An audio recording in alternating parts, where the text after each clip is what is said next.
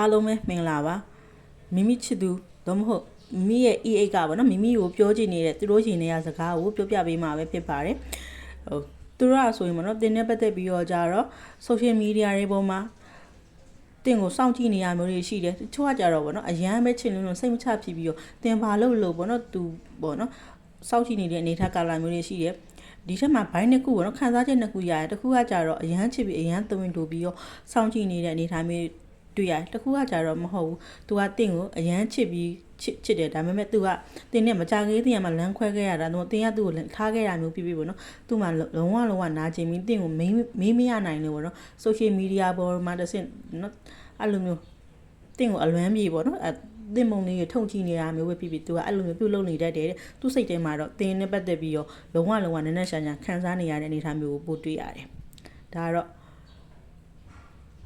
ကိုယ့်ရဲ့ချစ်သူကပေါ့နော်ဒါမှမဟုတ်ကိုယ့်ရဲ့အေးကတင်တို့ကိုပြောချင်နေတဲ့သူတို့ချင်နေရစကားပဲဖြစ်ပါတယ်အားလုံးပဲအဆအဆရရအခြေရမှာအဆင်ပြေကြပါစေ